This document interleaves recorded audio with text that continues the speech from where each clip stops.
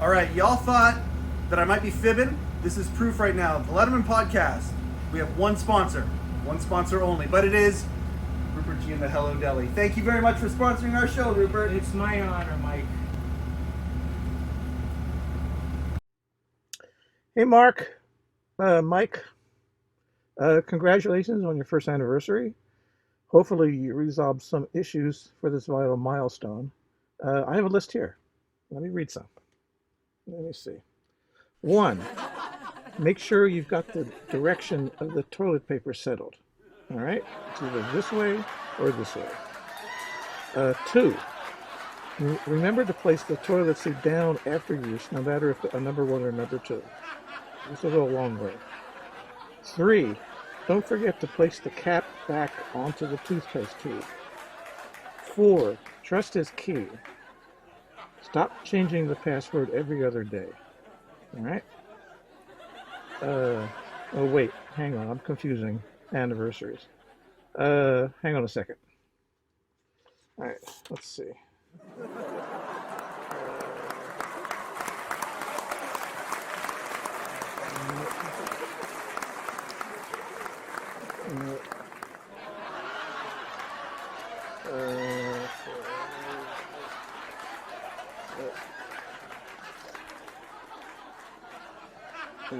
I think I got one. Okay. 5, remember to clean the toilet bowl once a month. All right? You're welcome. Now, if I could be serious for a second, and I think I can, and this is actually quite important. Never, ever. La, la, la, la.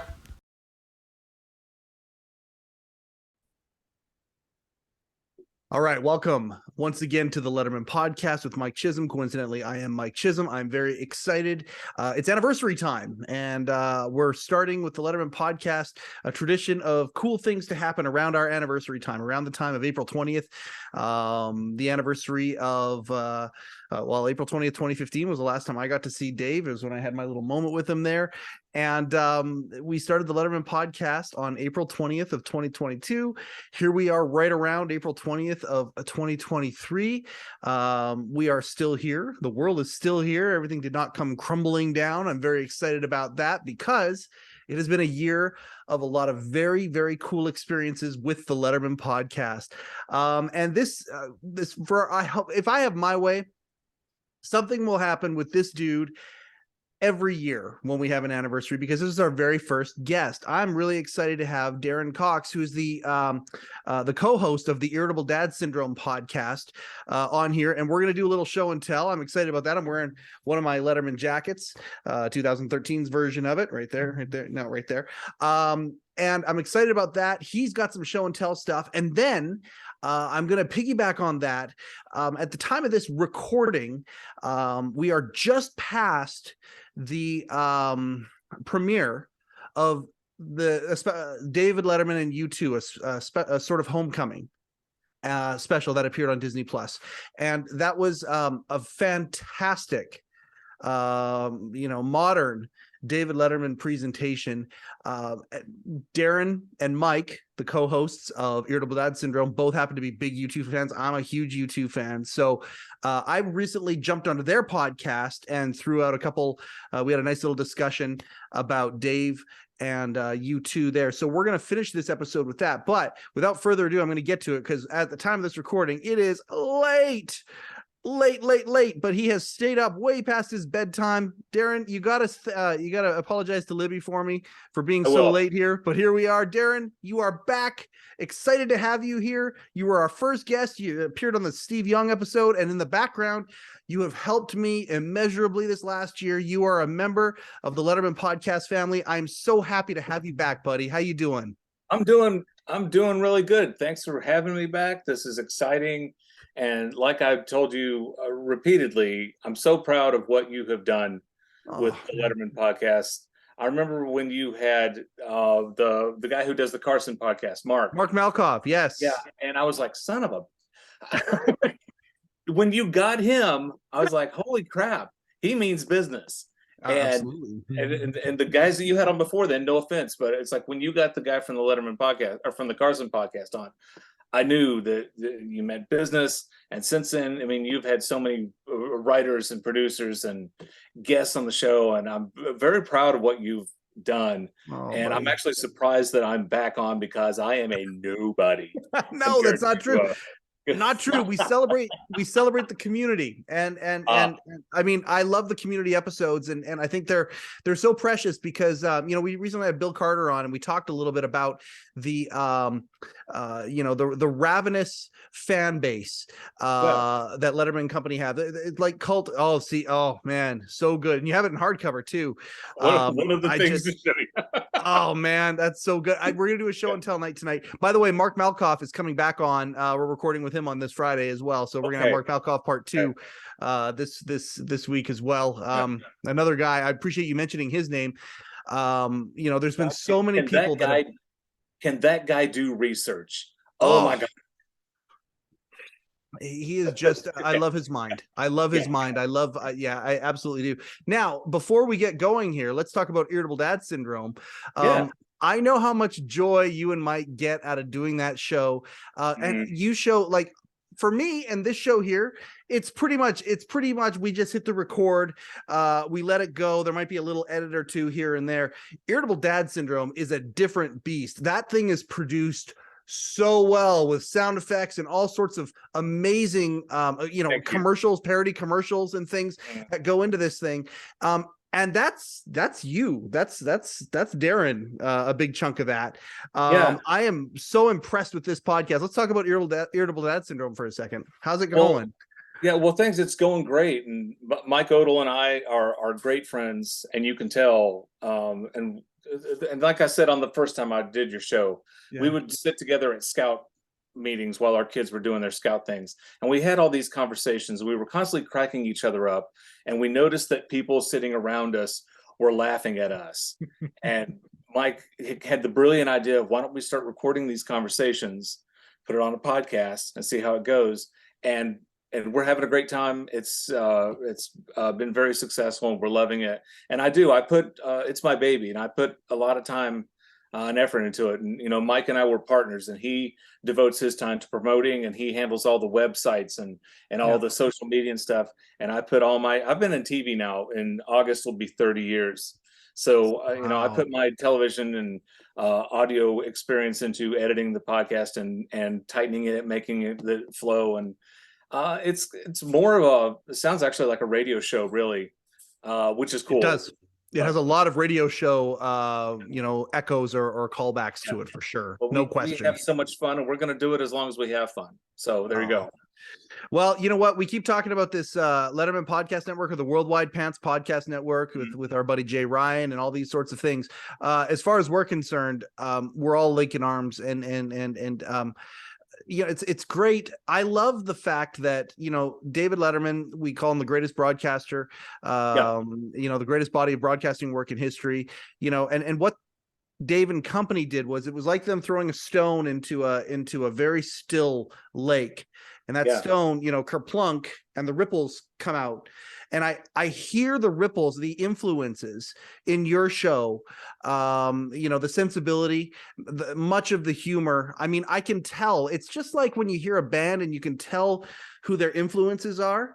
They're their own. Like, I listen to a band like the Killers, and I can hear all sorts of influences in a band like that. And I think all of us who are trying to put some content out there, in many ways, we're just trying to scratch the itch that was given to us by Dave and company. Yeah, exactly. I went into TV partially because of Letterman. Yeah. I was in college in 90. It was when I took my first radio TV production class. And I didn't even know the building where I was in. I was taking public speaking classes. Yeah. And I had no idea that they even had TV classes in there. I'm like, oh hell, I could do this stuff like Dave, and they did on remote control and game shows and that type of stuff. I mean, I was never interested in news and journalism, and that type of thing. But what Dave did, I liked, and I thought that type of thing would be fun, whether I'm in front of the camera or behind the camera, doing that type of stuff. And I wanted a piece of it, and I've had a very I've had a good career. I've enjoyed my career in TV, and I love what I do, and I couldn't imagine doing anything else. But it was Dave who made me want to go into television. And when we started doing the podcast, it was clearly influenced by Dave. Oh, it very much is. I love it. It's Thank so you for good. saying that. That's flattering. Well, and very much so. And you're starting to, the groundswell with irritable dad syndrome is starting to grow. Like, you've done some cool things this last year. You had a proposal on your show. We did. Yeah. A fan of the show, one of our patrons, one of our guys who likes our show so much, he financially contributes to it. Yep. We give him shit all the time. He loves it. He eats it up. He's the GE to our late night with David Letterman. Man, well, let's give him a little working over here. What's his name? Yeah, Chris Hughes and now Lisa Hughes are married. Are they married now? Is it done? They're married now. They got married on April Fool's Day. Oh my gosh, they just got married. Yeah, we got a letter or a letter. Letters. We get letters. Yeah. Got an email, said, "Hey, we were thinking of coming up to Cincinnati on our vacation. Could we swing by, meet you guys, and take you out to dinner? We will pay." And I'm like, "Well, yeah, you can take it." Yeah, we're in. And so I thought, man, they've set their sights really high on a destination vacation, Cincinnati. Go by the zoo, go see the Reds play. So yeah, I said, yeah, absolutely. And then he tells me that he's got a surprise, that while he's here, one of the things we do on our podcast all the time is we talk about the local grocery store up here. Kroger has a bar inside it. So you can just get hammered and then go buy cereal and do everything that you want at the Crowbar. He said he wants to propose to his fiance, to his girlfriend, at the Crowbar. And we're like, okay, whatever you want to do, man, knock yourself out. Yep. So I was like, yeah, absolutely. So he came over and we had a blast. And but they're married now. And they sent us this really nice message saying, thanks for being part of our story. And I'm like, how often does that happen? How often do you get to be part of somebody's story? And so whenever they celebrate their 20th or 30th, and they can talk about how they got engaged and then immediately went and recorded a podcast and told the world about it. Because we've been listened to all over the world. Yeah. Okay. All over the globe. I can't remember how many, 200 some different cities have downloaded us. And so I'm like, okay, great. Yeah. People in Houston, Texas and Africa know of Chris Hughes and Lisa Hughes now. That's so awesome. I'm getting same things happening with us as well. And it's trippy. Like, I mean, I had my other podcast, my men's mental wellness podcast. And I mean, that had a certain kind of a gratification from it as well. And I mean, I don't mean to diminish that. This is just different. The entertainment side of things is just different. Like, for the Letterman podcast, every once in a while I'll get somebody who goes like, okay, yeah, I'm an enthusiast the way you are. I get you and we understand each other here, and I'm not going to bug you too much. And I'm like, no, what are you talking about? Feel free, bug me. Right. Like, it's almost like they're coming up and going, oh, like, and this guy who I'm talking about here in particular, he's an assistant to a senator and to a national senator in Washington, D.C. And he's been around, worked for NASA and all these other places. And I'm like, holy, you're not going to bother me, man. I got questions for you, like, are you kidding me? And it's so cool when you can get a group of people together and build a community of like-minded celebration where it's not tribalism. It's more like, let's just celebrate together. Talking about U2, holy smokes, this special comes out and the U2 fans of the world just jump on it. Oh my goodness. Is there ever a lot of, when you get into these U2 groups and things, there's a U2 Facebook group you guys invited me to, and it was just like, oh my gosh, thousands of people all celebrating the same thing. That's what we do. That's what we want to do with Dave. And I just love it. And I'm glad you're a part of our community, man. Thank you. So glad. Yeah. I've been a fan of Dave for a very, very long time. And Letterman retired the same year that my father passed away. And that's also the same year that Han Solo died in The Force Awakens. I'm like, are you people killing me? Oh no. How much more can a man take? I was like, stop it. But anyway, when Letterman announced he was retiring, I got as many, maybe more emails, calls, people stop by my office, "Are you okay?" Yes. Than when my father passed away. Isn't Because that everybody crazy? knows, every place I've worked, Darin, I'm the Letterman guy. Yep. I was Me the too. guy who, yeah. So, yeah. A fisherman can always recognize another fisherman, which I think I said in the first episode that you were on, the first episode of this show.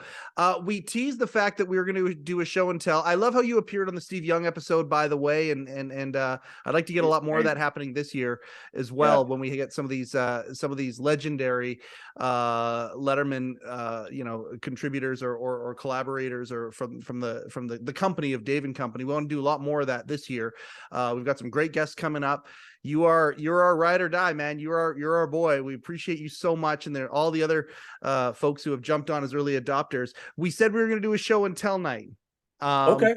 I'm glad that we can do it tonight. I'm glad that it's not the old set up against the old black brick wall. I'm glad I'm doing a little bit of show and tell. Our set's about to expand again. We're going to do another evolution of our set coming up. And the thing that we love to have some of these collectibles, things that are off the beaten path. On the first show that you were on, you had the popcorn, you had the Explodo Pop. Yep. Still got that, I assume. Man, imagine if we cooked that stuff up now. I bet you, the radiation coming off of it would be would be trippy. We got all sorts of stuff. What do we got here? That's the piece of the floor. Oh, that's the old Ed Sullivan Theater floor. Yep. So that's one of my most prized items. Yes. But I it's like I was thinking, you look at the Don Gillers and the other diehard fans who've been, they've got probably way more stuff. But I'm telling you, I got stuff that I'm convinced other people do not have. Oh, I'm sure. Yeah. So, like for example, the Oprah Call Dave bumper sticker. Where'd you get that? I ordered it when it came through. And actually, you know what? My friend Sandy Skeen had ordered Sandy. some, Talked about Sandy Sandy. got some extra ones and sent them my way. So that was courtesy of Sandy. Now, I'm willing to part with one of these, trade one, if you will, for a pencil with double erasers. What I want to add to my collection is a pencil with double erasers. And one of these, you're talking about one of these right here. Talk about one of those. I will also throw in a CBS store catalog. Oh, look at the stuff you've got. Hey, flip through that. So what do you my first TV station in Johnson City, Tennessee, CBS affiliate, right? So we got all kinds of, like, they sent this black and white headshot. Oh, look at that. Okay, glossy print, glossy cover. It came in and they're like, give this to Darin. They just knew that Darin wanted it. And the thing I'm going to show you last is maybe too big to show with the camera on my computer. Yep. But the piece de resistance is something that I got at my first TV station. I appreciate the accent, sir. Can we flip through the CBS catalog for a second there? What do we got there? Yeah. Because it's a bit of a time capsule too, right? Exactly. George Schweitzer, if George Schweitzer doesn't watch the show, but oh my gosh, you can actually get Late Show. That was one of the Late Show jackets. You could actually order that there. You sure could. Yeah. Oh my gosh. And then I think you can get the nanny. I think you can get a touched by Dr. Quinn medicine woman. See, this is a time capsule. Exactly. George Schweitzer would be smiling ear to ear right now. Is touched by an angel in here, I think 48 hours. And that's just as an affiliate, you could get these things. They sent this to the affiliates. Yeah. Oh my gosh. But no, I mean, anybody could order it. So if you went to the CBS store in New York, you could do that. They're CBS Welcome Home. So my first day I started in August of '93, a couple of weeks before Dave went on the air. Yep. And I walked in, they're giving me the tour of the place, and what is coming down on the satellite feed? But Dave had cut like an hour-long feed of tonight on WSJK Channel 4. Yep. Tonight at 9. Tonight at 10. Affiliate promos. And I'm just, it's like I wanted, like, Darin, we need to show you where the newsroom is. I'm like, but Dave's on the, he's on the TV. And so they went and it's like I went and I looked at this stuff and I'm like, and then I ran back and they saw the ending of it, but it was like an hour of him tonight at 11 on Kansas' own K104 or something like that. So Yeah, but in my collection, I mean, I've got books, Yep. magazines, T-shirts, posters. I happen to I've know got you have a the, jacket now. Yeah, I've got the jacket. The jacket's right here. How Yeah. excited was like? There's no feeling like when you get your I know. right. Like, Yeah, my mom and my wife chipped in and both bought me the jacket for Father's Day. But something not a lot of people have is the Warren Zevon CD single for "Hit Somebody." David oh, Letterman sang background vocals on that. He says, "Hit somebody." yeah. So You know, Canadian hockey. Okay, so Uh-huh. with Hit Somebody, I'm a big Kevin Smith fan, and for a long time, Kevin Smith was going to make a movie based on that song. And, Okay. and I loved it so much because I don't know about you, but I love like you two Letterman, right? It's like worlds colliding, and I love when my worlds collide. So I Right. love Kevin Smith, and when he was talking about doing this movie based on this song, it was like my Letterman world and my Kevin Smith world were all colliding together, and I just love that so much. It never got made, but yeah, that is very cool that you have the CD single for that. I've got the CD single, Paul Schaefer with the late night theme. Yes. At my first TV or when I was at ETSU working in the radio station, that CD was there, and it accidentally wound up in my car. Isn't that funny how that works? That's the late night version, right? Not late show. Yeah, Late Night with David Letterman. Yeah, I've got so the that's late the organ. show version. The organ played the main part. I want to, if ever I have the opportunity to talk to Paul, and boy, I sure hope I can get it one day. One of the things I want to talk about on the show, I want to talk about the evolution of the theme. I want to spend, if we get them for an hour and a half, I want to spend 20 minutes, 15 to 20 minutes talking about the evolution of the theme, because I love where it started with the organ and all of that, and then ended up being a throwback almost to a Tonight Show style opening theme, with the horns and all of that stuff taking center stage. And I just love how it evolved over the years. So that's very cool that you have that. Yeah, and then I've got the Late Show theme. Yep. On this 50 years of CBS. Another coincidence at my first TV station. This was sent to our station, and again, it wound up in. It wound up. I don't know how it happens, but it just ended up in Darin's. Tell me. It's not your collection. It's in your care. You're the caretaker of it. It's on. Yes, I'm taking care of it. Permanent exhibition. Permanent exhibition. Exactly. I've got an autograph by Will Lee. Oh, yeah. What a prince that guy is. Will Lee is such a prince. Yeah, another autograph I have is the Late Show Book of Fun Facts. Yep. Okay. So when they released that, if you sent a fun fact and they use it on their website, you want a free book, right? Wow. So my fun fact was, in Utah, it's illegal to Google yourself. Bam. You're in the fun facts book. I'm not in the fun facts book, but the fun fact that I sent in made it onto the Late Show website. Okay. So that made it onto the website. That's so cool. Just like they used to have the again. In Utah, it's illegal to Google yourself. And so just like the top 10 contest, you send in a top 10 entry, and if you win, you get a Late Show mouse pad. Yep. Okay? Or you can get a Late Show online t-shirt. Oh man, look at that. Yeah. So it's just like I've got the gray shirt and the blue shirt. Yep. This is white, but it says online. Yep. That you can't. Yeah, exactly. Exactly. Wow. Another t-shirt. Paul, can we have some Darin's Magazine collection music? Another t-shirt I have in my collection that I'm willing to bet very, very few people have. Durabuilders. Oh my gosh. Durabuilders supports the Dave Letterman Expressway. Oh. Durabuilders is a construction company in Indianapolis. So I-465, the Dave, or the Dave Letterman bypass. Yep. Yeah, they had these t-shirts, and you could order one of them. What a smart idea, by the way. Exactly. What a smart idea. I don't know how many they sold, but that's brilliant. That's brilliant. So I got that. I still have my ticket. Yep. Wow. You got it. You got the envelope and the ticket. The envelope. Yeah, I don't screw around, man. No, you sure don't. I ticket right there. Man. Okay. Yours is purple. Something else. Something else that I have that has the original envelope is earlier on, I had sent a request I sent a video in to be on Stupid Human Tricks. Yep. They passed. So they sent me the rejection letter. Darin Cox. Darwin. Oh, perfect. Darwin. Even better. Darwin. Yeah. And somebody having a little fun. Then there's a rejection letter on the inside. And they sent me back the tape too. They didn't want to keep the tape, so they sent me back the tape. Do you have one of these?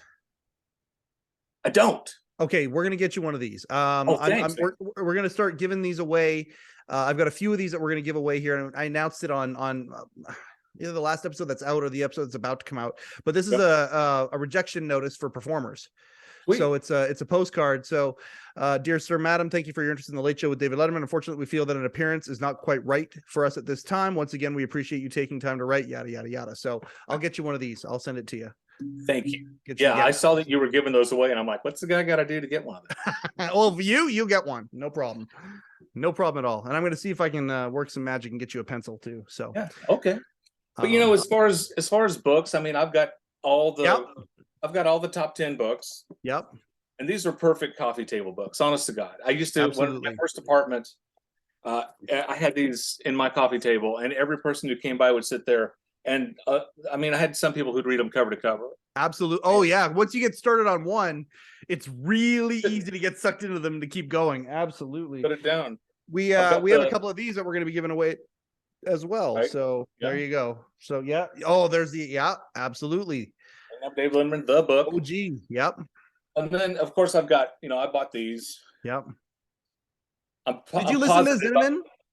Huh? Did you listen to Zinnemann when he was on our show? Yes. Oh, so good. Yeah. That was such a good companion to that book. And then very of course, cool guy. Scott Ryan. Yeah. And then I think I told you, I'm positive I sat next to Scott Ryan at the Columbus, Ohio movie theater where I saw for Bullets. Yeah, for Bullets, Bathtubs Over Broadway. Or Bullets. Bathtubs Over Broadway. Yeah. Another CD that was of interest is the Calvert DeForest Erotic Experience. Oh man. Still sealed. Wow. Yeah. It's like I've listened to a couple of tracks online, but I ain't opening that son of a bitch. That's staying. That's staying. Where was that one? An online only? No, I was in Knoxville, Tennessee, and I was in at one of the malls. There's the Easttown Mall and the Westtown Mall. If you ever go to the greater Knoxville area, the metropolis that is Knoxville. They have the Sun Sphere where there was the World's Fair, and according to The Simpsons, that's where there's an abandoned wig factory. But yeah, I was looking at you remember record stores? I do. I have a vague recollection of record stores. I was looking at this in a CD store, and that was there, and I'm like, okay, I'll buy that. What? Okay, wasn't that the best feeling in the world? Like we're talking about the YouTube episode or whatever. I used to go and get like live recordings. We weren't supposed to call them bootlegs. I used to go get live recordings of bands, and there were certain CD shops where every once in a while you would find a treasure that was. There's no feeling like that. There's no feeling because the internet wasn't a thing. There was no feeling like when you would show up at a store like that and find like Calvert DeForest CD. Are you kidding me? Holy smokes. Yep. I'll take this. Yeah, I know. I love it. I wonder if Steve Weiner knows that exists. I got to make sure Steve watches this show. I know he watches a lot of them. I don't know if he knows that one exists or not, but we got to find out if he knows, if he does. I bet you he does. He might. Yeah. But I mean, that's a lot of years after Steve and Carl discovered Calvert. That's a lot of years after. So I don't know if he would know that or not, but I can't remember when it came out. 99. Yeah. So, I mean, long after, right? Yeah. That's amazing. Race fans probably have these, the Ray Hall, Letterman, Lanigan, and Cozy. My buddy Don, who lives in Indianapolis, he works at the Motor Speedway. Oh, he brought me this. Yeah. Perfect. And I'm looking for a good button up with that logo. I want to get like a pit shirt almost, I want to get one of those. I've been kind of humming and hawing looking at a couple, but they get pricey. Like they get really, really pricey very, very quickly. I want one of those t-shirts that Dave gave that with the animated Dave face on the car that like his crew got. Yeah. I think they printed 20 of those. Yeah. Well, that's like, I'll tell you, my white whale right now is the Foo Fighters t-shirt. And I mean, I know crew who have them, and they will not part with them. Right. That's the Right. that Foo Fighters t-shirt is one that you talk about worlds colliding, right? And I mean, Oh it's yeah. last night I got the thank you and goodnight jacket, and if I had to choose one or the other, I'd take the thank you and goodnight jacket, but like Yeah. a close second is that Foo Fighters t-shirt. It's so awesome. Yeah. I love this. I love this. What else you got? So my buddy Don in Indianapolis got me a cover of Indianapolis Woman. Yep. Okay, with Dave's mom. Yep. So one of the things. Okay, so Dave's from Indiana. I'm from Indiana. Yep. Dave's middle name is Michael. My middle name is Michael. Dave's mom is Dorothy. My mom is Dorothy. That's where the similarities end. Still, Dave had a show. I have a podcast. Yeah, sure. That's Dave close. Dave worked with Ray Romano. I kind of do a Ray Romano impression sometimes. Yeah. Why y'all? So yeah, but yeah. But Dave's does mom, Dave have a podcast? Yeah. He had one, right? No, he does not. Yeah, Dave does not have a podcast. So ding, there's one for Darin right there. That's one for me. Got Dave in his underpants. Oh, so yeah, absolutely. Yeah. Everybody's got that one. I don't know if everybody has this one, Vanity Fair, where he's Santa Claus. Yep. That's fantastic. Yeah, everybody's got the comedy issue. Iconic. Absolutely iconic. I found out that Carson had to stand on a box. Yeah. When he did that. I did not know that. That was wild. That was Ed. That's where I get my Godfather reference right there. Is that cover right there? That's like Don and Michael right there. Don Corleone and his son Michael there. To me, that just, I love that. Passing the torch. Absolutely. Under the next generation. Yes, sir. I think a lot of people have Mad Magazine. Oh, so good. Iconic. Okay. So he was on Mad Magazine. If he was on more than once, or more than twice. I don't know if he was. I forgot about that one there. The first one you showed is the one that comes to mind right away. I forgot about that one. Yep. And then there's the less popular Cracked magazine. I loved Cracked. Yeah. So interview with the vampire spoof. Boy, Dave looks creepy on that. Kind of a GoBots Transformers thing, perhaps, for some. Definitely. Oh, you got an Inquirer. Oh, there you go. National Enquirer. Yep. Okay. Yeah. And here's some really weird. Like this is called the Comedy Magazine. Okay, with him and the Chin. I have never seen that. Yeah. Yeah, I don't even remember where I found it. But the caricatures that then at college I got Campus USA. Awesome. Yeah. Again, what year did that one come out?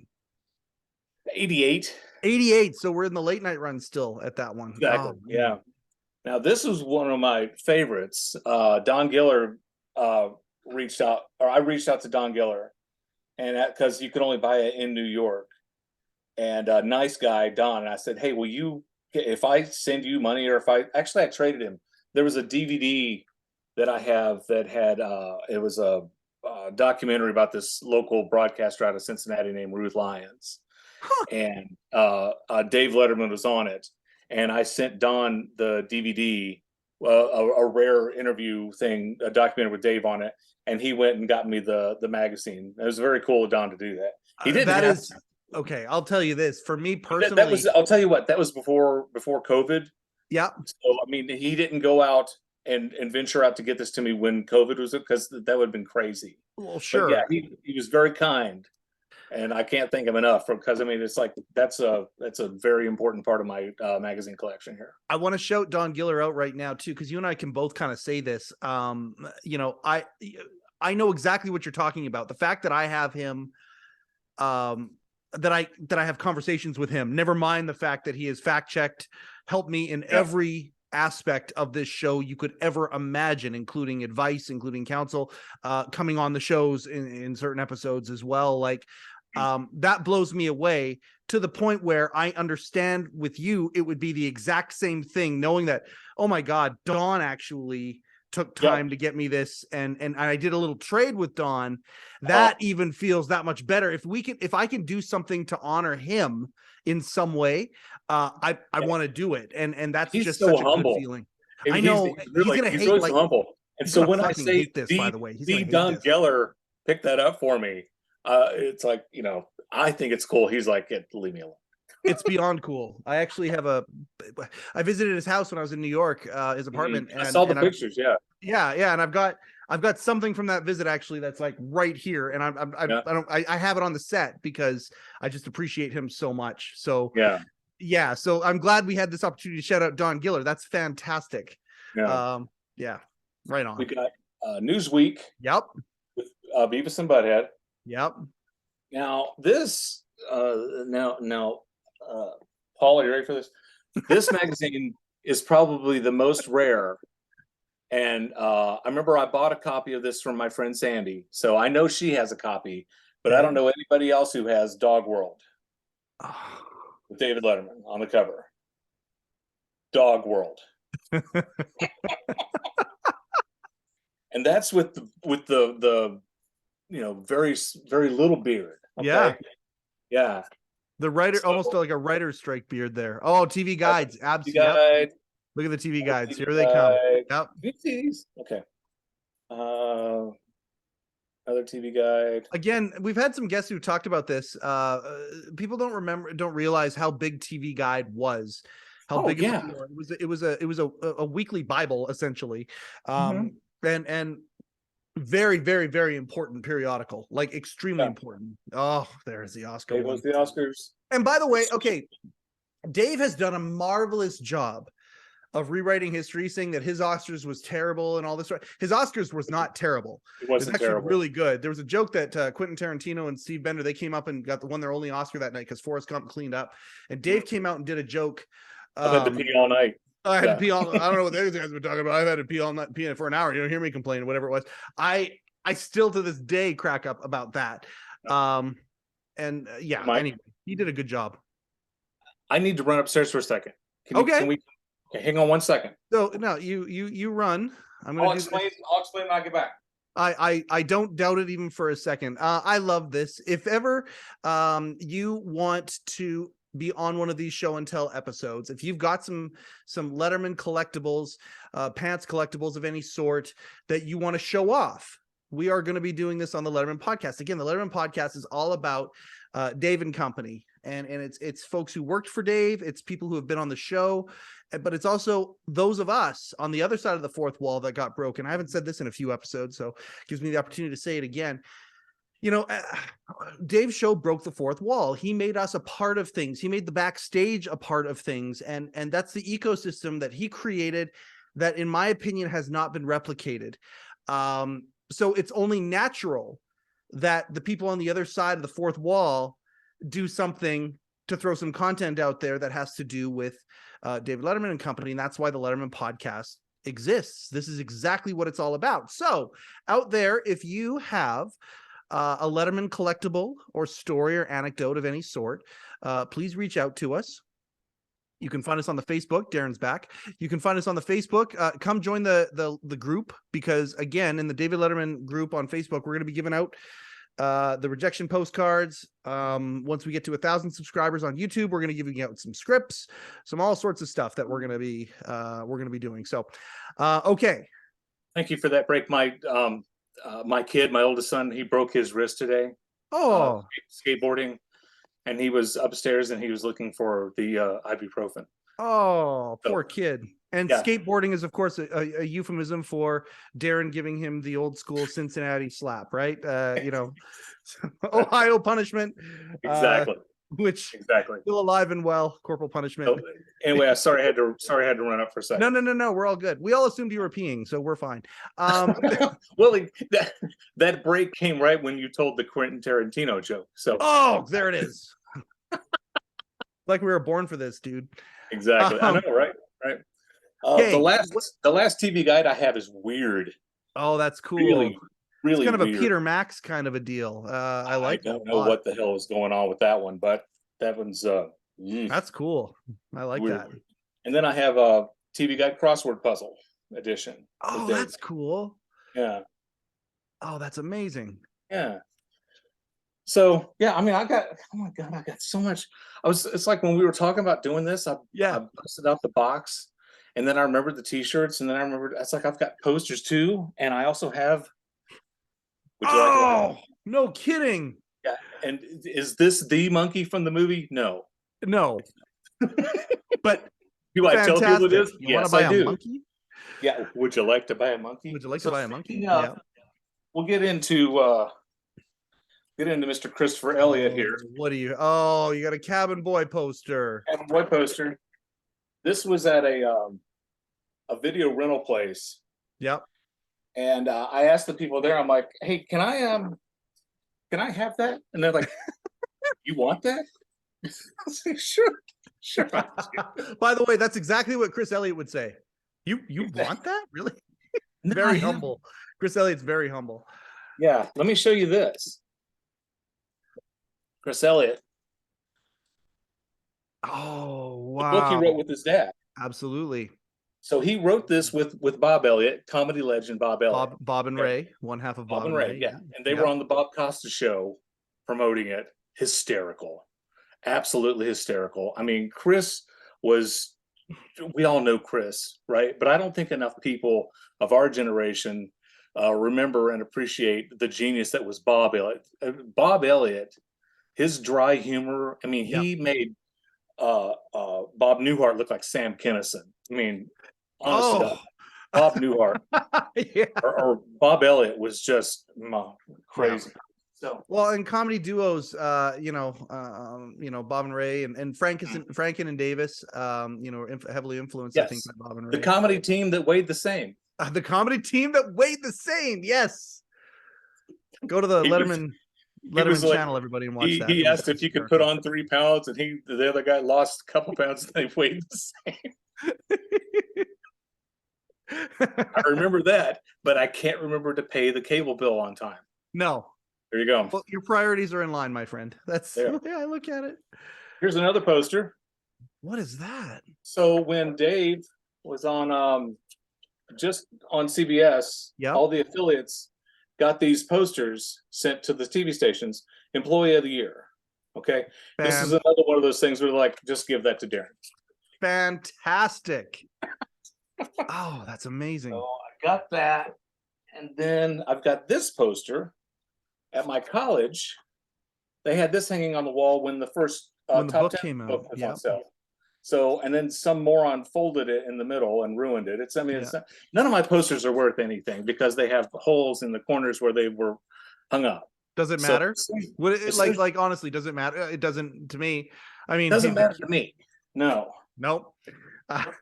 Somebody comes up, oh, $10,000. No, sorry, not going to happen. Just not. This might be worth something. Wow. Yeah. Wow. Club, and this was a gift. This is covered in plastic wrap. Whoa. So there's nothing. There's no. That might be worth something or anything. But it might be worth something. I don't know. Who knows? Who knows? Yep. The kids or the grandkids will find out at some point. The kids will just like then toss it. I know, right? Oh, all this shit that I have, the kids are just gonna toss it. What's one man's junk is another man's treasure, right? Exactly. Oh, that is rad. Yeah. You know, Dave used to smoke cigars. Yeah. Jimmy Kimmel and I, this is one thing where Jimmy Kimmel and I can say this. I started smoking cigars because of David Letterman. I have a humidor with Cuban cigars because Canadian, right? So we could always get the Cubans. And I don't do it very often, 3 or 4 times a year, maybe, but I really, really enjoy a good cigar. And it's because of David Letterman. I'm sure he'll be, not that he'll ever know that, but he'd be thrilled to know that that's the case. I'm certain. Yeah. It's just cool as hell. I love it so much. People who had satellite TV got these. Oh, wow. Which is a battle of wits with half Dave, half Leno. Yeah. Whatever. No flipping. So that's a rare thing. No flipping. Rolling Stone magazine put out 2 of these at the same time, and I don't have the other one. Yeah. I've got the one with the goofy face. I don't have the one with the serious face. Yeah. Here's a Rolling Stone with Tina Fey and Chris Rock on the cover. I forgot about that one. Yes. Yeah. Oh, I'm glad you're showing me these because some of them I forgot about, and I want to get. Oh, yeah, absolutely. Rolling Stone. He was in Rolling Stone so much, and I love that. Rolling Stone was one of those cool periodicals that, Exactly. Yeah. They love Dave. They put him on there like we went 3 weeks, put Dave back on. Another Rolling Stone. Yeah. Oh, Gosh, I'm all the heart surgery.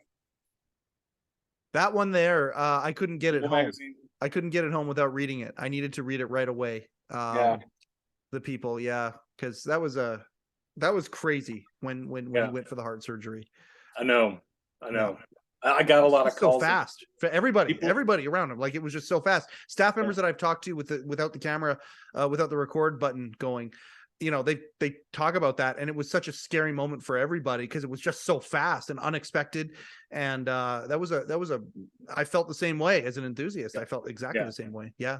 Yeah, that was another one of those situations where people came by my office and asked if I was okay. I'm like, I'm not having the heart surgery. I mean, it's nice that they cared enough, Yeah. But yeah, so I there's remember that. Yep. Yep. Almost Esquire magazine. Yes. Yeah, I'm almost through here, and then we can talk about something else. Time magazine.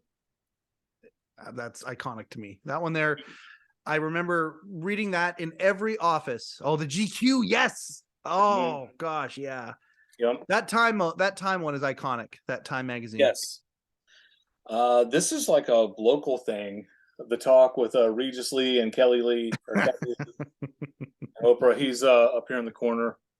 I've got a bunch of other ones where there's like 20 different pictures on it, and Dave's one of them. Yep. This is one of those things you could get in Indianapolis, the Indianapolis Parade.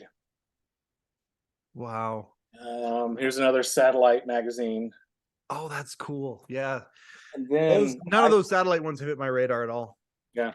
Oh, I forgot my joke. Hang on. Let's back up a bit. Talk about all right. This joke. Okay. I bought this book, honest to God, at a dollar store. They had like 20 of them in the dollar store.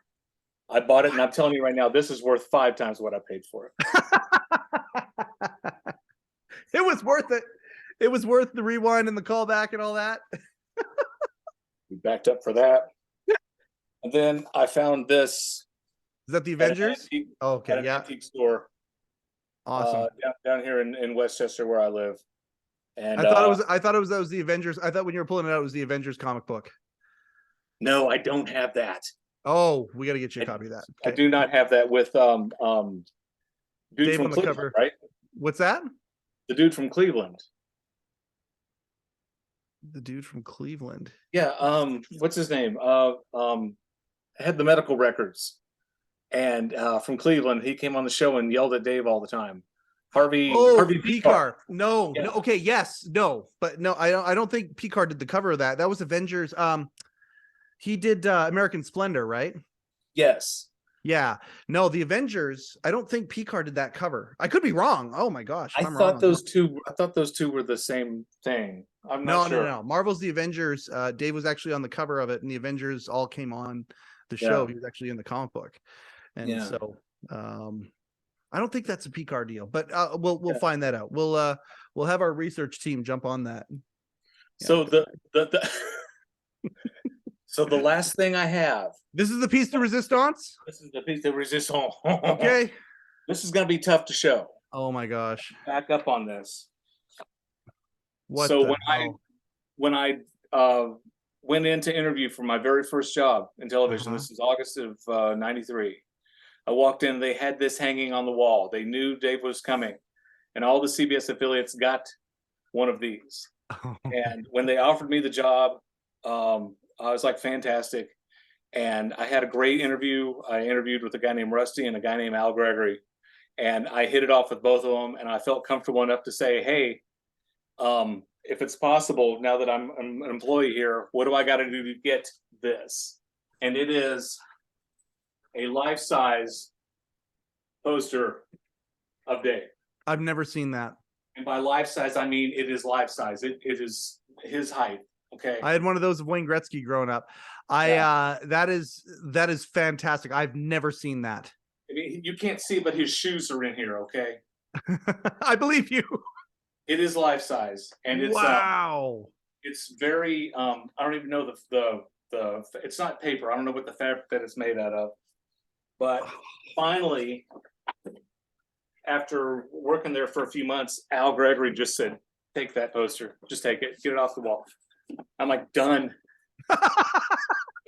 Done. And I took it and I ran it up to the car, and I think I drove it home before anybody said, "What the wait, you Yeah. know?" Oh yeah. No, One of I the feel the same way. I'm the same way when I get a collectible. one of the Yeah. guys from the sales department, a guy named Ed Herbert, was pissed. Oh, He ran the sales department. Okay, right. he made all the money, and he wanted that. And he's like, "What the hell do you mean you gave it to Darin?" And I was like, "I gave it to Darin. Darin asked for it, and he wouldn't stop asking me for it." Oh, squeaky wheel gets the grease. I know a little bit about that. No, so Half the guests on this show have been as a result of that. That is an unbelievable piece. Did you ever see? Okay, so okay, you haven't been in the same station for that long, have you? no, man, I've worked at 4 different TV stations. I was just gonna say, okay, so Yeah. Later on, okay, so I was in Las Vegas, and at that point, the New York CBS store had long closed and all that. There was only one CBS store around. Letterman even made a joke of it one night on the Late Show. You know, he was saying, "Oh, where can we get Late Show merchandise?" Maybe what it was. At Rupert's, and then someone said, "Also in Las Vegas," and Letterman looks at it, he goes, "Also in Las Vegas." At the MGM, there's a place where you can go near the back entrance to the MGM, where there's a whole bunch of CBS stuff. You can actually go and see like pilot shows and things like that, and you can be part of the audience for test screenings of shows and things. And they have a CBS store there. They had Late Show mugs and all that kind of stuff, but they had this high definition poster of David Letterman. It was like in a movie. Yeah, see right there. We're going to finish talking about Rupert. That, by the way, just so you know. No, we are. We're going to finish talking because, I mean, he's selling the joint. I can't believe it. But anyway, there's this poster hanging outside of the CBS store, like it's like a movie poster, like you're going to the Cineplex and they have the posters with the lights around them and all that, right? Well, there's this picture of Dave behind the desk at the Ed Sullivan Theater, and it's a dark blue background. I love when they had the dark blue background because they always changed the blue, right? It was lighter or darker. It was the dark one. And it was just this gorgeous high definition shot of Dave. And so I go in there, "Hey, I'll buy a couple of those posters." "Oh, no, that's the only one we have." It's like, oh my gosh. So 2:30 in the morning one night, I'm going by there, and I literally get caught in the act from a security guard. I'm trying to take the poster out of the front. Because you couldn't get a David Letterman poster, especially one like that. It just wasn't. Anyway, so I know of a guy. I don't know him personally, but I know of a guy who wanted something from Letterman and he stole it. Yeah, I've heard that story myself. I come to think of it, I know of him. Legend. Shout out to our boy Jay and Redemption. Redemption might be coming, and wouldn't that be cool if Redemption suddenly showed up somehow? Yes. And that would be amazing. If 30 years later a Redemption story was there. But I want to finish on Rupert because he's a sponsor of the show, and this will be where we cut over and we bring in the footage from Irritable Dad Syndrome and us talking about U2. And this will be our episode. I think it's going to be a YouTube only episode because I just don't imagine it's going to be a very interesting audio podcast, us going through these visual things. Although Spotify has the visual. You guys do you do visual on Spotify for your podcast? No. You're straight up audio, right? No, straight up audio on Spotify, but on YouTube and on Dayton Public Access. Awesome.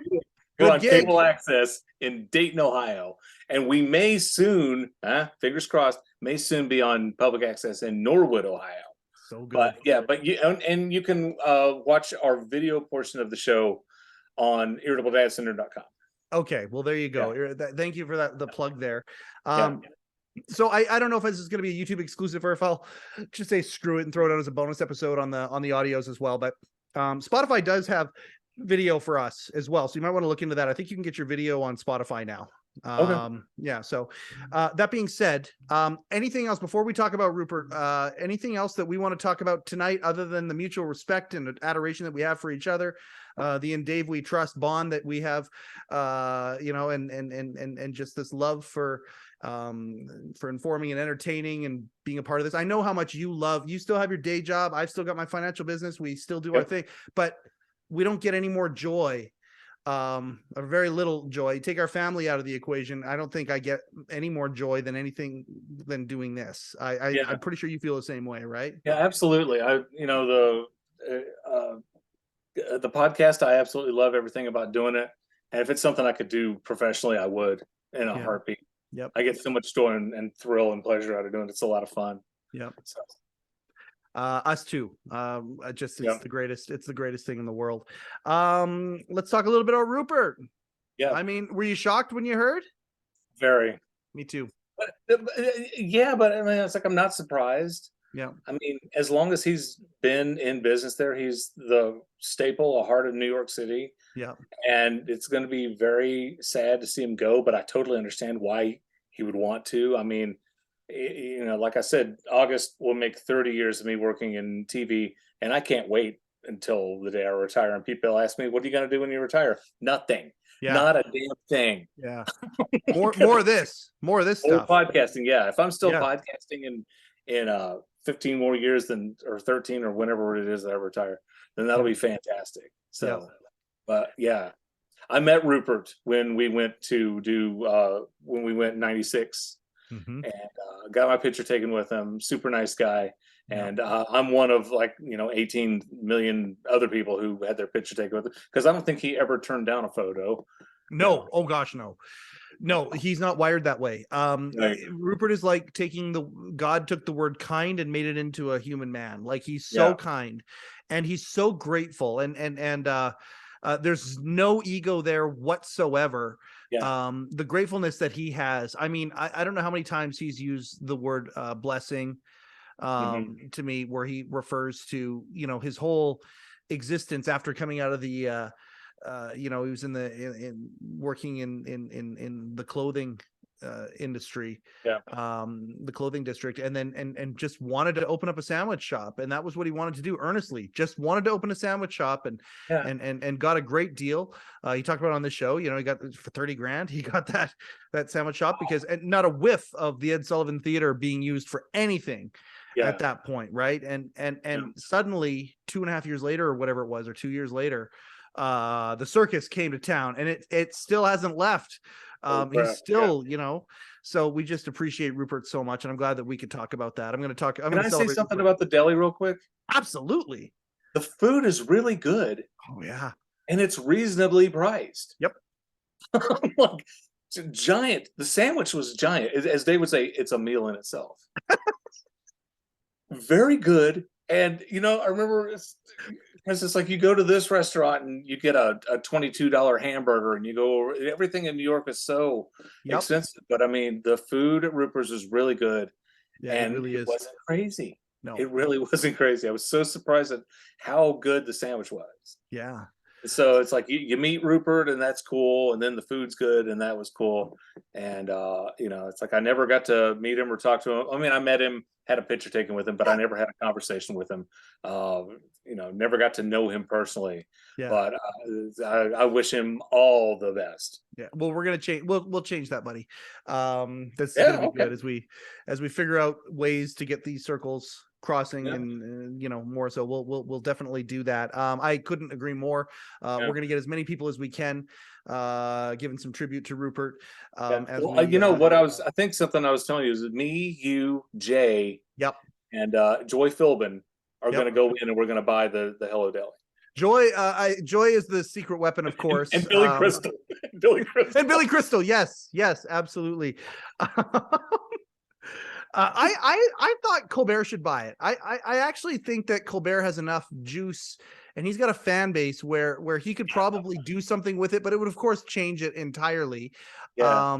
I mean, I don't know what's going to happen with it, but what I do know is that I have similar feelings right now to Rupert that I did to when Dave was retired, like that last 6 weeks, right, where it's coming, and I'm hoping that other folks, like I've talked to a couple people who used to, who worked for Pants, and when they heard, oh, I got to get in there and see him.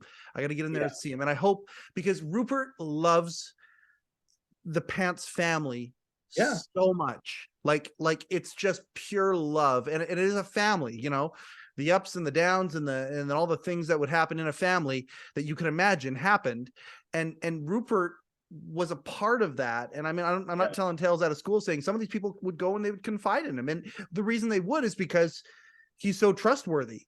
And he doesn't, he's a really, he has a beautiful ear, and listens, very empathetically to people about things. And so I hope he gets a lot of love, the same way that Dave did his last 6 weeks. I hope Rupert gets a lot of love before his time there is done. But hey, anybody, it's now or never. hello-deli.com. You want to stock up? If your old Late Show shirt, blue, gray, he's got long sleeve and short sleeve. He's got Rupert shirts, all sorts of stuff. Go to hello-deli.com to get either your Rupert merchandise or your David Letterman, Late Show with David Letterman merchandise. So I don't know, man. Oh, he's got the cap that you're wearing right now. He's still got those in stock. So I don't know, man. Are we there? Are we going to talk about U2? Yeah, man. Let's talk about U2.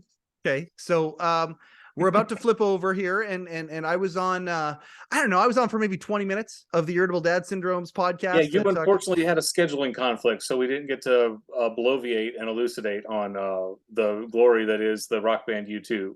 Oh my gosh, you got those $20 words right at your fingertips, right? They're just coming right out of you. Two of them in a row. You gotta go to dictionary.com over here. It was great. It was short and sweet, and I loved it. It felt really cool because it was like, okay, I'm gonna hang out with you guys, and then I gotta go on to another show and click off, and that felt kind of neat to do that. But I really love talking about U2 with you and Mike. Mike goes so Mike just I mean, you both love U2 obviously, but it was that special.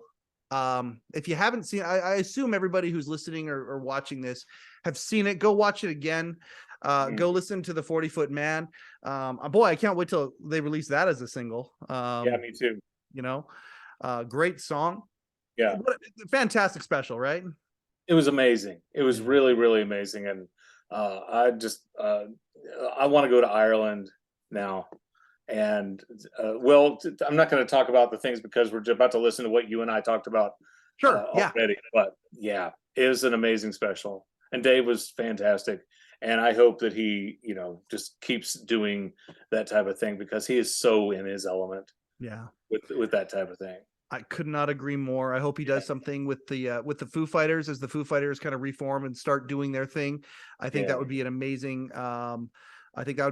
piece. Him and Pearl Jam, I think, would be an amazing piece, of course, as well. And then some of the other musical acts that's the beautiful thing about Dave is that he can flip the switch and go with Billie Eilish or Lizzo or some of these new up and coming artists as well who are taking their center stage now for the first time.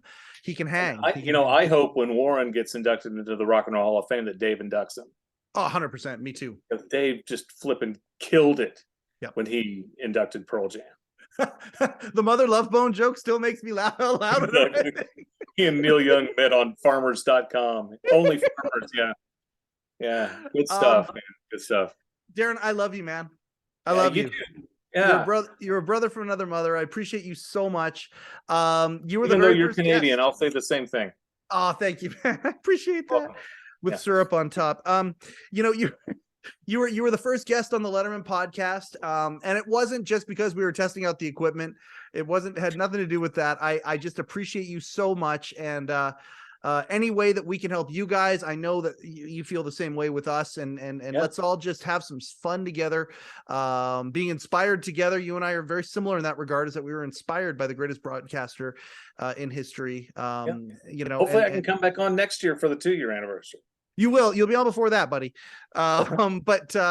So yeah, we got some more great anniversary stuff coming up. This is just kind of a kickoff to some of the anniversary stuff we have going on. Please join the Letterman Podcast Facebook group. And now, without further ado, we are going to show my guest appearance, or part of my guest appearance, talking about the David Letterman special with U2 on the Irritable Dad Syndrome podcast. How do you find the Irritable Dad Syndrome podcast? What's the best way? You go to irritabledadsyndrome.com. There it is, right there. There you go. The lovely, amazing brother from another mother, Darin Cox, everybody. Thank you so much, Darin. I appreciate you. Thank you. Cheers, brother. Antenna TV is not an app. Is it TV? Yeah, it's a TV is at the end of it. Okay. Yeah. Well, Twitch TV is at the end of Twitch.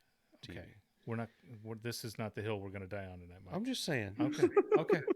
Just saying. It's like the Seinfeld thing when his dentist. He's not really he's upset. Mike. I'm not upset. I'll relay the. You're the just facial being your expressions. typical self.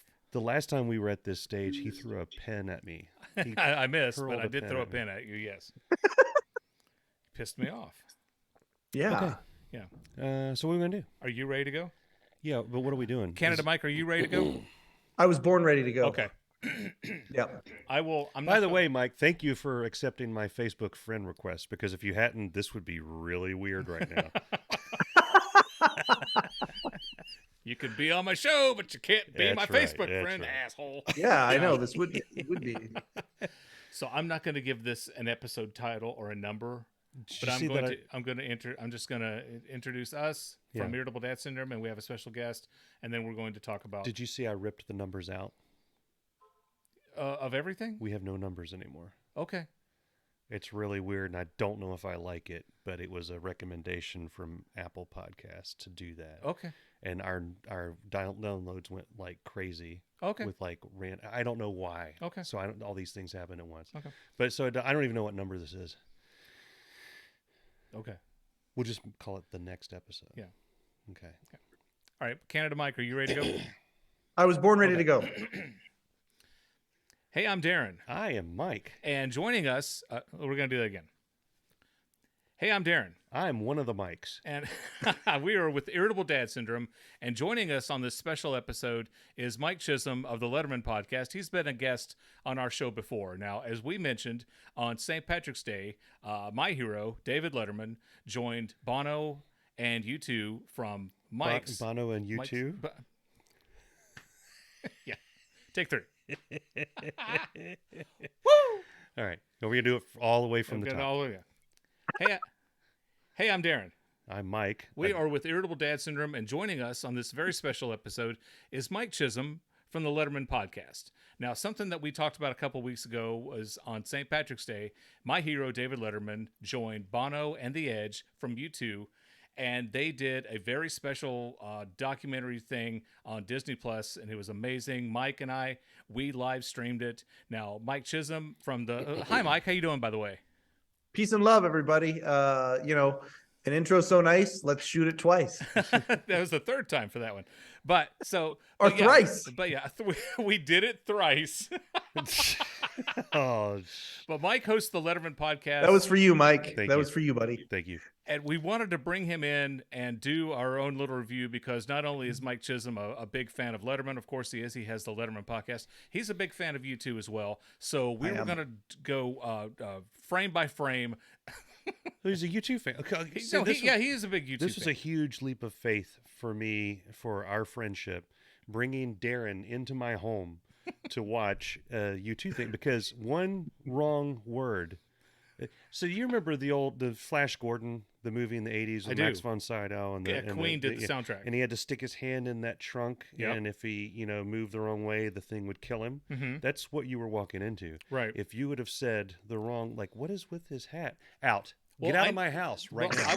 I was going to kick you out of your house if you said one smart ass thing about what's Dave trying to be funny this time. Yeah, that wasn't going to work. And then it was another leap of faith when I agreed to do this, bring another third party, bring a third person into our relationship, our fold, as it were, to discuss something that's holds such value to me. But now that I know he's a U2 fan, it's like, what the hell, man? This is gonna be great. Yeah, Canada Mike, he is a big U2 fan. So, Mike, I mean, you watched the special before I did, and you didn't give me any spoilers. But I mean, what did you think? I absolutely, and listening to you, Mike, talk a little bit about the trepidation of bring these things together. It reminds me of the Reese's peanut butter cup commercials of old. You got chocolate, my peanut butter. You got peanut butter, my chocolate. It's kind of like that a little bit. And it turns out it's all great, and it tastes really, really good together. It turns out David Letterman and U2, and this isn't the first time they were brought together, but brought together in modern times in this venue, I thought was absolutely spectacular. They've had a relationship over the years. Back to the Late Show, there was U2 Week and things like that. And I think that I feel like this here was actually a continuation of that. I felt the appreciation that Bono and the Edge had for Dave, and I think with that appreciation, combined with the appreciation that Dave has for music, it was a spectacular special. I loved it. I've watched it multiple times. I will watch it again. I'm a fan of the 40-Foot Man. So as a U2 fan for 32 years at this point, I've reached the point where I bore myself talking about them. Like I'll start talking Really? about it, and I'll see my wife, God bless her, she's had to listen to so many stories about Bono and the Edge and Larry and Adam and I feel myself die a little inside when I tell the stories for the 100th time. So I thought, I have to watch this. I am legally, contractually obligated to watch this special because I'm a huge U2 fan. David Letterman, for me, was the late night person when I was growing up. Johnny Carson was for my parents or whoever. Conan came later. I love Conan, but Dave was the man. Absolutely. And knowing that they bonded so well when they'd been on a show before, I thought there's no way in hell I'm going to learn anything new about anyone in this. And lo and behold, I was shocked. Well, I learned the names for Adam and Larry, Jam Jar, Mrs. Burns. But also and I'm going to dig deep here a little bit, but just for 30 seconds, bear with me. Okay. There was a book by U2 by Bill Flanagan, I think it was, written back in the 80s when he was following them for a while. And Edge was telling him a story of hanging out with Keith Richards. They were hanging out with the Rolling Stones, but particularly Edge was hanging out with Keith Richards. And Keith was playing some of the Stone songs, and then they would go to the Edge, play something from U2. And he said, I couldn't really play anything because it's all delayed single notes, and we didn't really have any solos, and there were so many different effects and things that it was hard for me to come up with something. And I couldn't help but notice that they spent a lot of time showing them in the pub and playing the songs and just stripping it down to just a guitar and Bono and like 30 other people, but still the breaking the songs down to these clear things. And I just had a moment when I was watching it, I was like, he's finally hit a point where he can sit down in a group of people with the acoustic guitar and jam out the U2 songs, and you can recognize them and sing along with them.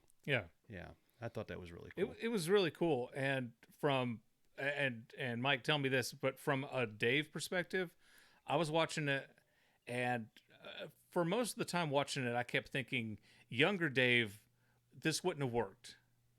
This wouldn't have worked with Late Night with David Letterman Dave, because he I don't know if he just wasn't capable of doing a serious interview at the time, but he did very few serious interviews at the time. And it's not like this Disney special was a serious interview, but he definitely took the music seriously. He took Ireland seriously. He absorbed the culture, and he wasn't just there he clearly wasn't there to crack jokes. He was there to learn, to love, and to absorb U2 and the country. And I was blown away with it. I just really, young Dave wouldn't have pulled this off. Old Dave absolutely did. Because can I slightly contradict what you're saying? Yeah. I don't think young Dave would have been able to interview this incarnation of U2. I think young Dave would have been able to interview Live Aid U2 very, very well, but it would have been a completely different context. There would have been, like Dave interviewed a lot of musicians back then. Yeah. But you think about where U2 was back then. I think a part of the magic here is that you've got two sets of legends in their perspective field coming together. And I think that's the key, that what you're talking about here. Bon on the Edge have been through all sorts of stuff, ups and downs and adventures and things. So too has Dave. Yeah. And I think the magic of this special here is that they've both been seasoned for a very, very long time before they came together. Yeah, they've aged well together. Yeah. Totally. Yeah. Totally. I can't wait to get in this with you. Like I loved it so much. Yeah. Well, I mean, the first thing, it's like we're watching this special and we know it's Dave and it's going to be the guys from U2. And the first thing we hear Dave say is, "Hey, I'm looking for peanut butter cups." Yeah. And I loved when he goes into the hat shop And he tells the guy, says, "I'm looking for 2 hats. One of them is this big, and the other one's guy's head is like this big." Yeah. And a wheel of cheese. And Let's a get wheel- Let's get a full wheel of I cheese. want a wheel of cheese. So, And so Bess and I were watching it the other day, Mhm. her for the first time, and the part where she just completely cracked up was when they're given the tour, Mhm. and Dave holds up his hands. I was told there would be a hot meal. Yes. Yeah. Yeah. I mean, he's incredible. And I've never been more wrong, because when Johnny Carson retired, we saw him, I think twice. He did a special for Bob Hope, and then he appeared on The Simpsons. And then he walked out on Letterman, but he didn't do an interview. So we saw him 3 times after he retired. I was convinced that since Johnny Carson was David Letterman's legend, and that they were very similar in many aspects of their lives and their career, that when Dave retired, we wouldn't see him again. And boy, was I wrong. And so the first thing that Dave did after he left the Late Show was that National Geographic special where he went to India to talk to them about their electrical problems and different forms of energy. And he killed it. I mean, he interviewed the Prime Minister of India. And absolutely killed it, and it was amazing. And this special on Disney Plus reminded me a lot of that. Yeah. He went and talked to the locals. I love that. Mm-hmm. I love Dave interacting. Like, it's that fish out of water thing. Dave interacting with locals. We saw the same thing when he interviewed President Zelensky as well a couple of months ago. Yes. Interacting with the Ukrainian, going to a stand-up to a comedy club. Mm-hmm. And that was operating outside of the curfew, and seeing Dave interacting with the Ukrainian people, and anytime that Dave does that, there's a certain charm to it. Yeah. Anytime he gets out of New York and you see him somewhere else, there's a real charm to that. And I think it speaks to the way that Dave can relate to almost anybody. I mean, he's so folksy in so many ways. And then you combine that with the whip smart aspect. But then in this special here, clearly a lover of music as well. I mean, we've always heard that and been told that, how much he loves music, but that was very evident here. The questions that he asked, I thought were really poignant. And he surprised me too. Like, he surprised me with a couple of the questions. There's one question. I mean, we can wait till we talk about it, but I mean, I'm going to bring it up now. When he asked Bono if Bono ever embarrassed the band, I was like I live streamed it, and I was literally like this. I was like, listening to him ask that. What a question to ask. Yeah. And I think it takes a lot of it takes guts to ask a question like that to one of the biggest rock stars on the whole planet. Yeah. What an amazing question and he that answered was. it too. Yeah. Absolutely. Yeah. Yeah. I mean, well, U2's always been kind of.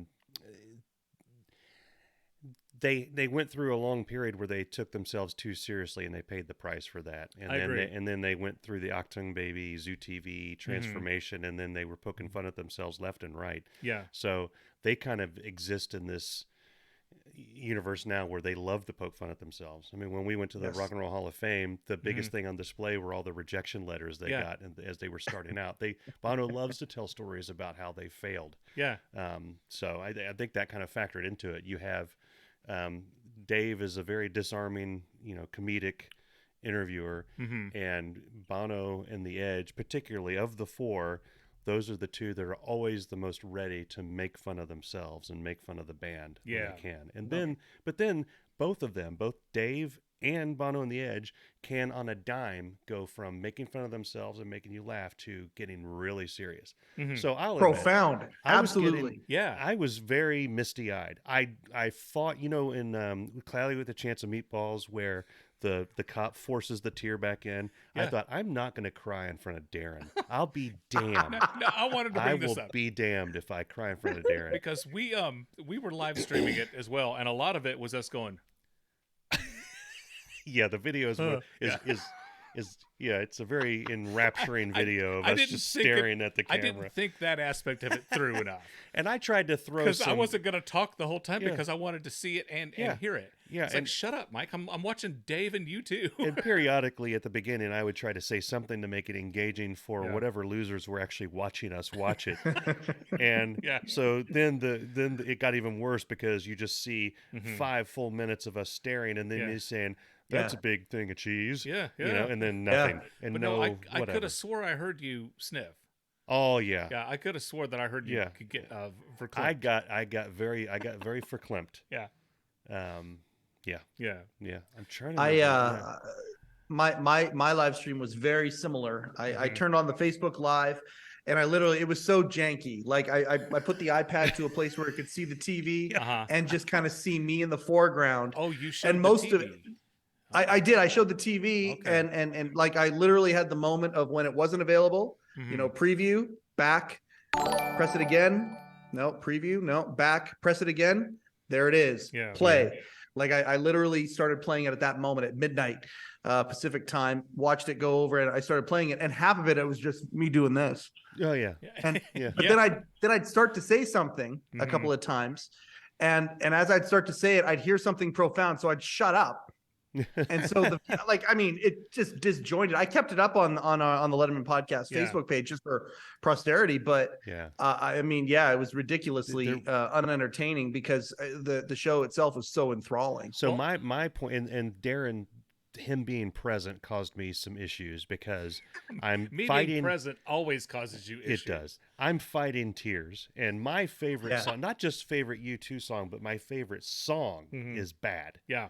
And Oh. then Edge started playing the first few chords of Bad. And I'm like, you motherfuckers. Yeah. You're going to make me cry in Yeah. front of this man. And then the footage during it as Yeah. well, like, Yeah. absolutely. Yeah. Absolutely. That's your favorite U2 song of all time. It is. Wow. That's awesome. And they played That's that awesome. live when we saw them in Louisville. So it's an incredible song, and they really nailed it. Yeah. Well, I got to ask, what is your favorite U2 song? Love is Blindness. Oh. Yeah. That's Actung Baby is one of my favorite albums of all time. Yeah. And Love is Blindness is I'm enthralled by that song. So Accident Baby is my favorite album. Yeah. And I love Love is Blind. It's kind of so a guy that I used to work with brought up a point. You know, we were listening to the album, we get to the end, and he's like, why do they always end on a song that makes you want to slit your wrists? I'm like, okay, wow. They don't. Well, he made me think. I was Yeah. like, now they don't. I mean, Joshua, well, it ends with Mothers of the Disappeared. Yeah, Okay. yeah. Pop is Wake Up Dead Man, isn't Yeah, it? Wake Up Dead Man. Yeah. What's the last song on All You Can't Leave Behind? That's what I was just Grace. thinking. I think it's Grace. It's a little. Yeah. It's a little. See, my uplifting. favorite U2 album is All That You Can't Leave Behind. Mhm. But That's I a great album. believe my favorite song of theirs is All I Want Is You. I think that's their most beautiful, their most poignant. My only problem is that the ending of it goes on like an extra 22 minutes. Like, okay, fade out. This ain't Freebird. Come on, just dissolve out the song. Okay, the song's still going. Yeah. It's still going. I have a tradition. As soon as one of Dave's new shows ends, Mhm. I send an email to Dave's guy, who is Dave's executive producer. Mhm. Every single time I do that, and it just, initial thoughts, whatever. I bug him. It's an excuse to bug him. And in this one here, I said to him, please, please, please, please, please release a Blu-ray Yes. Oh. of all of the footage That's what I was of gonna say. both of all three performances. 'Cause there's three performances there, right? Yeah. That clearly have many sets. And I mean, I would love to see all of the songs that were played in the pub. Yeah. I would love to see all of the songs played in the in that main room there. And then I'd also like any- to see any deleted scenes we have of Dave also just milling around Dublin. Yeah. Sure. Yeah. Yeah. Sure. Yeah. absolutely. So but I'm can you hoping, imagine being in praying the that they- audience for yeah. all three of those? They Yeah. never Like- showed him buying the hat. No. They showed him buying everything else. We saw him buying peanut butter cups, He for bought a God's wheel of sake. cheese. And then he just shows up with an Edge hat. Nobody, it's nowhere. Like, where did he get that? Yeah. I love when they played that song, the Invisible, and it was amazing. And Dave says, "I'm shit faced." I mean, it was great. Yeah. And Mike, I don't know if you are a member of the U2 fan club on Facebook, but Mike and I, we're members of it. And here lately, we have been pissing off people in the U2 fan club. It's so easy. It's so fun. And something. Are you kidding me? Oh, it's great. It's so easy It's to do. U2 friends, It's like 'cause there's all kinds of It's like different taking candy groups. from a baby. It's so easy to do, and it's fun as hell. What's it called? U2 friends. U2 friends. They're a bunch of humorless bastards. Yeah. They get pissed Oh, off. I'm in. So I can't wait. thought- Is it I love U2 friend? Is it with the I heart U2? No, Is no, that it's the just one? U2 friends. I'll send you a thing Yeah. on Facebook. Oh no, I got it. You got Okay, it? we're Okay. joining this thing. So, So I thought it would be hilarious. You remember when U2 forced everyone to download the album on the iPhone? he lives in Canada. Songs He of may- Innocence. he may not have Absolutely. heard I of really it. love that album too, Yeah. by the way. And it pissed everybody off. God. And then in the U2 friends group, it's been like the Civil War. It's been the North versus the South. Every once in a while, someone will post a rant that goes on for 5 paragraphs about how awful and terrible Songs of Surrender is, about how they were listening to it and 3 people they know and care for died in front of their eyes because they were listening to this. And then Wait, Songs of Innocence or Songs of Surrender? Songs of Surrender. And then right after that, I'll connect the two here in a minute. Okay, And then Yeah. right after that, someone will post how literally Jesus himself came into the room and sang the Songs of Surrender with them while they were listening to it. Yeah. And they're going back and forth. And so then I thought it would be hilarious. I got on there and said, I would love it if Bono and The Edge would force Songs of Surrender onto everyone's iPhone. Within seconds. Oh, hell no. Within seconds, this woman came on and said, can we stop talking about this, blah, blah, blah. And then my wife jumped in and started a fight with her. You don't want to piss off Mike's wife. Then no, I left the thread because I was like, I've had enough hilarity for the day. I came back like a week later. There was another fight. Some guy came in and called her a humorless bitch, and they were going, not my wife, the lady. And they were okay. going, I was about to say. no, and then they were going back and forth. So we randomly just inject things, and then Darin, you did one. So one of the great things about the special, which I had predicted in the trailer for it, I saw Glenn Hansard was going to be joining. Yes. And I've been a fan of his for quite some time, ever since the movie Once came out. And the song that he did that won the Academy Award for Best Original Song, just amazing. But I couldn't remember his name, and I hadn't seen him in a while. I'm like, oh, it's that guy, Yeah. you know. So I went on the U2 friends group and I said Glenn Hansard should be the 5th member of U2. Mm-hmm. Period. Yeah. Right? Yeah. And there's why. And then someone says in all caps, no. And then someone else like, he's quite a busker, isn't he? I don't know what a busker is. I don't speak Irish or Yeah. Scottish or whatever country these people are from. Yeah. But it caused quite a stir. And then Mike caused another stir because he was complaining about or mentioned that they're releasing all these albums. One's clear, yeah. one's purple, one's red, green, one's and, green, one's and people yellow. are collecting them, and it's crazy. But oh God, no! Don't call them out on being crazy collectors. I made a joke. I said at this point the black vinyl is now the collector's edition because you can't find Right, it. there you go. Yep. Everything's color. And then I got mansplained to twice. Yes. I actually there's a post to me on there that starts out with actually. Real fans. Real fans would understand know that the more colorful versions are the ones that will not be in print years from now. Oh man. So yeah, join the U2 friends group. Anytime you need someone to help you with any hijinks, I'm your man. Yeah. That sounds like. Did you post Glenn? Is it Glenn Hansford? Did you post the picture and tell him that Larry?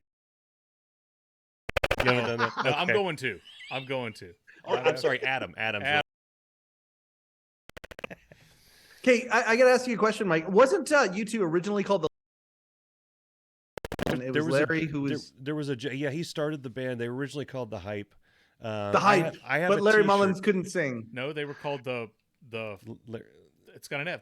Like the firm. The something. Because Fupa? there's a Letterman clip on YouTube now. Okay. Where he interviews the 4 of them when they were on for a week. Okay. And they mentioned the original name of the band. Okay. And it was a pretty good name for a band. I know that. Well, they were also Yeah. the Hype. Okay. And then they became Okay. U2. Yeah, So yeah. I have a T-shirt somewhere in this house that I am going to. So I plan to go to one of the Vegas shows when they do the Oxen Baby thing, and I have a Larry Mullen Jr. band shirt in this house somewhere. I'm going to dig that thing out. And we also offer one on irritabledadsyndrome.com at this point. I haven't advertised it because I don't really feel like it's appropriate for me to advertise a Joke U2 shirt. But the front of it, it says... This is news to me. I didn't know. You haven't seen this? No. The front of it says... This is our podcast. Here we go. Really tell me. You said this is a conversation we'll have offline. Yes. So the front of it says Bono, The Edge, Jam Jar, and Mrs. Burns. And the back says the Larry Mullen Jr. Band. And cool. I love it. I want one of those. Yeah, that's a deep cut. Now hold on. You Mike, you said something else that sounds like breaking news to me. And by the way, I'm going to put this up on the Letterman podcast first. Breaking news about the Irritable Dad Syndrome podcast, that this shirt exists. But you said something else. When they go to Vegas and do their Actung Baby thing. Yes. Okay. Yeah, what's that? I haven't heard of that. Oh. What? Oh. What's going on? Okay, so you've been under a rock. Oh wait, is this the residence thing? The sphere, the resident in the sphere. Yeah. But it's going to be all just Actung Baby? Well, they're going to. They've said that they're playing the entire album. If it's like Joshua Tree, it's going to be Actung Baby themed. It'll probably be Actung Baby, and then too many cigarettes. Yeah, and then like a 8-song set or something. Maybe, I don't know. So what I do know about it is they don't have Larry because he's recovering from surgery. So that the U2 friends, that was the initial split. That was when it became brother versus brother. Yeah. Lines were drawn in the sand. They did say that there's going to be a tribute to Zoo TV at the beginning, and that through the course of the show they will play all of Actung Baby. So Edge has stopped short of saying. Edge has actually said in an interview, I don't know if we're going to play it in sequence. I don't know if we're going to mix it up. I think we're just going to do what we want to do, but we will play every song from the album. Can I tell you what I want to see more than anything? I want to see them, and I want to hear them play live. Can't Help Falling in Love by Elvis Presley. Yes. Yeah. Because that was the ending amazing. of the Zoo TV. Right now, my entire body is electric with goosebumps just thinking about that moment of him where he goes into the falsetto. Oh yeah. For Take My Hand at the end of Can't Help Falling in Love. I love that. Well, especially now, if you listen to that now, as far as covers go, it's way up there. If you listen to it now, because if you're used to, like I am, Bono's voice, and then you go back like how it is now, and you go back and you listen to something like that, it scared the piss out of me. Absolutely. A couple of weekends ago, I had just a YouTube mix going, and it was all most of the new stuff, and then somehow Can't Help Falling in Love with You slipped in there, and it was like everyone in the house stopped doing what they were doing. It was like, what is this? Yeah. Angelic thing coming from the speaker. Well, that's what I think they were saying. Yeah. I don't know what they were actually saying. It's so good. Yeah. And hearing them finish the show, like that's the thing about Zoo TV that was just so magical. You know, you left humming Elvis. And I just oh my gosh, I wish I could keep doing this, but I got to go over to the other show now. I got you. It sucks. Can we do this again? We can absolutely do it again. I still have to show I miss you guys. I love the first time I appeared. I love what you guys are doing. And if I come on again, it will give me another opportunity to talk to Mike about the word thrice. And I just feel like that is just yes. It's too good not to do. I love you guys. I appreciate you guys so much. Well, we love you too. And I want to come back on your show because I still have to show you my Letterman magazine collection. Absolutely. Oh, dude, there's so many reasons for you to come back on the show. Well, you've had like every single person who's ever worked for Dave has been on your podcast. And not yet, but we're working on it. I'm proud of you, and secretly it pisses me off, and I won't say that publicly. But I'm very thrilled for you and for the success of the Letterman podcast. And I'm like, it's just every single time, you know, because next thing you know, Pat Farmer's going to be there. I'm like, fuck. Yeah, we're talking to Pat. Yeah, I'm going to tell you this. But it's got very cool, and we've got a very special I'm honestly anniversary. thrilled for the success of your podcast. Thanks, Darin. Yeah. Well, I appreciate it. You're the first guest that we ever had on. I know. And I appreciate you very, very much. We've got a very special anniversary episode that is being recorded in a couple of weeks here. Our anniversary is on April 20th. Okay. We've got a very special episode coming out that we're not saying who it is, but a very, very, very special one. So very cool. Thank you guys so much. Keep doing what you're doing. Keep fighting the good fight. Keep making the world a better place, because that's what Irritable Dad Syndrome does. And we will talk to you guys later. All right, thanks, man. Mike. See you. Take care. Peace and love, kids. See ya. Recording stopped. Cool. So I'm going to...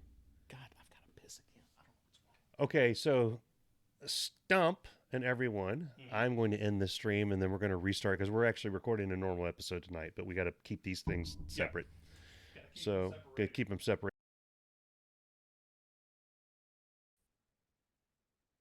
All right, how much fun was that? Now, what I put on there at the end was the raw footage of the irritable dad syndrome. So now, a fun exercise, and I fully endorse this action because we're at the end of our episode. So what do I care about? And if you've listened this long, you might as well. Clearly, you can follow some sort of instruction.